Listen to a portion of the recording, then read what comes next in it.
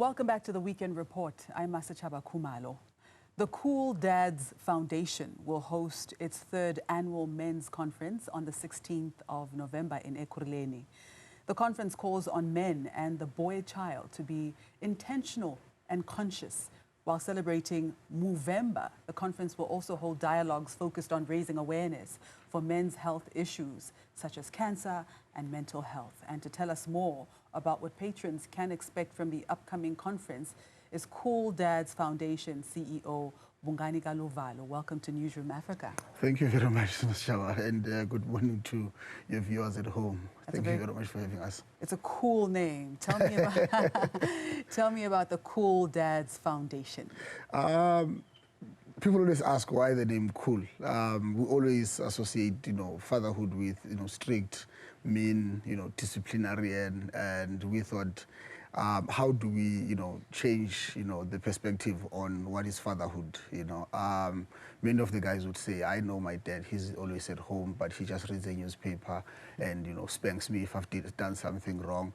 And we thought it can't be that we only see, our fathers and our kids also see us in that light, And we thought, to encourage men to be there, physically and emotionally, we ought to find a nice tag name. And we thought, why don't we make, dads to be cool? So that's why the name Cool Dads Foundation. So we've been 11 years, Mas Chava, doing this work, and mostly because some of us have grown up without fathers in our household, been, taken care by our mothers, our grandmothers. And as I've said, that there are other guys who've grown up with their fathers, but they do not have that relationship. There's a man who doesn't know how it feels to be told, I love you, by their dad, So never mind having them today to be telling their own sons that they should be, loving, open, caring, So that's why even with the annual men's conference, we said dads must bring, their sons, they must bring their nephews, they must bring their son or the boy down the road who does not have a father figure, so that we teach ourselves, the vocab of having to vocalize our feelings, identify our feelings, whether you're angry, whether you're sad, whether you're happy, whether you're joyful, because many of us do not know how to describe how we feel, unlike women. Women you can pick up a call now and say, hey friend, can I see you when I come back from studio? I don't feel well, and probably you'll pass by the shopping center and get wine or an ice cream, and you tell your friend, Bongani made me feel like this, Akimorati, he's this, he's that, because of women know how to describe how they feel. And we think it's the time now where men have got to learn how to describe how they feel. And because women have been allowed, yes. Women have been allowed. Yes. Do you feel that we're now at a place where men are finally allowed to express themselves? I don't think so. Men, even till today, we are not allowed that space. Look at August and see the number of activities that happen. And look at Movember, how many activities you're going to find where men have got a safe space where they can conversate about what makes them to be men. What are their challenges, what are their strengths, what are their weaknesses, what threatens, manhood or masculinity.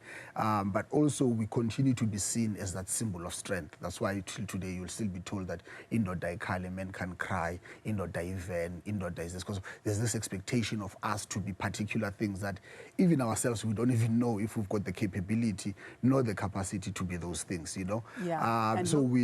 And look where we are because of your daughter mustn't cry. That's why they say in South Africa, men don't cry, men cry bullets. Yeah. And looking at the rates of gender-based violence in the country. Of course, because what then becomes the outlet of us expressing ourselves, And I always say to people, look at even men themselves, amongst ourselves, when we are in conflict, the first thing I would say to you, let's step outside, because violence or physically showing you my strength is what I've been taught. As a man, you need to show the next person your strength, And Xhosa, they always say that because of that's what we, signify as, a man and manhood, masculinity, that whenever you are around, your strength has got to be felt. And in the space where we can't vocabularize how we feel and express how we feel, then violence become, the only thing that we know. So we've got to really change the tie. And how do we do that? By creating spaces where men can really conversate, be in touch with their feelings, be able to express how they feel, and know that it's okay to be vulnerable. Yeah, and one such space that you have created, of course, is the annual Men's Conference. Yeah. You're on the 3rd edition of the Men's Conference Yes. now. Tell me about some of the themes that we can expect this year. So this year we're going to first look at men in leadership, having to be leading in the 21st century. It doesn't matter what aspect, whether being a father, whether being a career man, being a businessman. How do we lead in this world where, you know, everyone is empowered, women are empowered, we are living in the 21st century, there's technology, there's this. How do I still identify myself as a leader? You know, things have evolved. You know, women are playing their own space. How do I see you, Maschaba, as an equal partner, as a human being first? So we've got Professor Bonang Mohale having to, you know, unpack what leadership looks like in today's world for a man. Secondly, we're going to be looking at men and the law. You know, everyone is talking about sexual violence, but we've got these gray areas that Bongani might not understand. Besides a penetration, I could be commenting here like, oh, you look sexy, and you do not like it. It's sexual violence, but I've been taught, or I've been socialized in a way that says, no, you can look at Maschaba and actually pass a comment. You've got that right as a man. So we do not understand what is consent. We do not understand what is, you know, sexual abuse. Coercion, even the difference between consent, yes. Coercion and rape. You know, so all of those things, we are going to unpack them there. The second part around the law is the question of customary law. We pay lobola half, we don't know whether we're still married to you or not, and so on. So we've got to understand what customary law and civil law talks to us, you know, as far as parenting, marriage, divorce, and so on. We've got men's health, where we're going to be talking to a urologist, we're going to be talking to a gynecologist. If I'm having Maschaba as a partner, we are both pregnant. How do we journey with Maschaba in this pregnancy? How do I get involved? You know, not besides buying diapers and milk, but also my own health, the question of cancer, the question of my sexual performance, the question of how do I sustain, because I think we've decreased life expectancy of men because of some of, you know, our social ills as men, drinking, you know, eating unhealthy, and so on and so on. So we've got a urologist, we've got we also have got a sexologist because of men and sex. It's such a, and then also we've got the question of mental wellness, where we're going to be having psychologists having to be discussing, you know, where do we go from here? How do we fix ourselves mentally? And also we're going to be talking about men and their money. Should you die, what happens to your loved ones?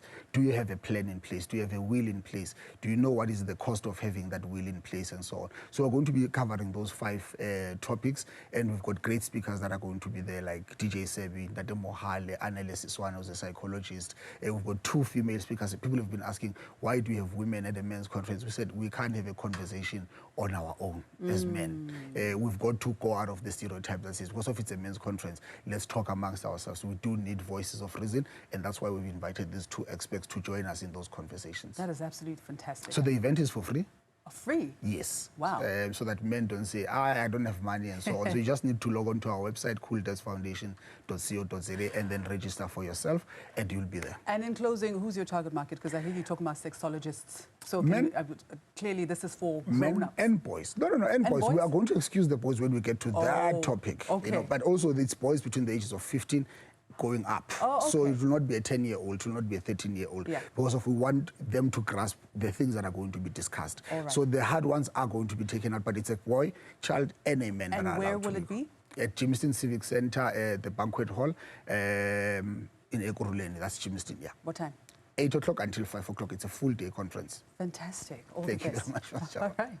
Cool Dads Foundation CEO, Bongani Ka Luvalo. Over to Rachel Makura.